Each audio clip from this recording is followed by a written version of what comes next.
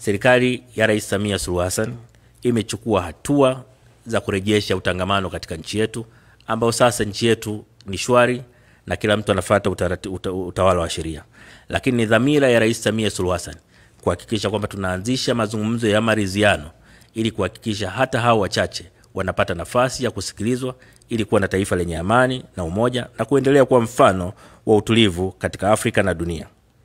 Mheshimiwa Mwenyekiti, Rais Samia Suluhu Hassan amenituma niwahakikishieni kwamba nchi yetu ni salama na tulivu na iko tayari kupokea wageni wa aina mbalimbali kutoka duniani kote kwa mafanikio ya nchi zetu zote. Lakini pia nitumie nafasi hii kuwashukuru sana kwa niaba ya Rais Samia Suluhu Hassan viongozi wa SADC waliofanikiwa kufika kwenye siku ya uapisho wa Rais Samia Suluhu Hassan. Lakini pia nawashukuru viongozi waliotangulia kuzungumza kabla yangu ambao wametoa pongezi za dhati kwa Rais Samia Suluhu Hassan. Nataka niwahakikishie kwamba hakuna jitihada ambayo Rais Samia ataiacha katika kuhakikisha Tanzania inapata maendeleo, lakini pia amani ya nchi yetu inaendelezwa. Mheshimiwa Mwenyekiti, sasa nirejee kwenye ajenda ya kikao chetu cha leo.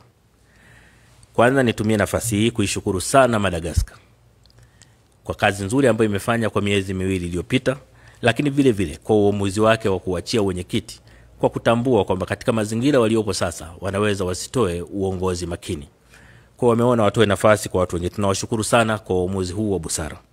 Lakini pia nitumie nafasi hii kipekee sana kuwashukuru Afrika ya Kusini na kipekee Rais Cyril Ramaphosa ambaye daima amekuwa mstari wa mbele kutoa suluhu katika jambo lolote ambalo linatokea kwa nchi zetu za SADC na hivyo kuendeleza umoja wa nchi zetu za SADC. Tanzania inaunga mkono mapendekezo yaliyotolewa, lakini pia inatoa wito wa kujifunza kutokana na kilichotokea sasa ili tuwe na utaratibu ulio wazi katika kanuni zetu ambao jambo lolote likitokea basi tunaweza kwa kutumia kanuni zetu kupata suluhu mara moja ya jambo hilo, na hasa kwenye eneo la utatu au troika ambao ni muhimu sana katika usalama wa nchi zetu za SADC. Mheshimiwa Mwenyekiti, nakushukuru sana kwa kunipa nafasi ya kuzungumza.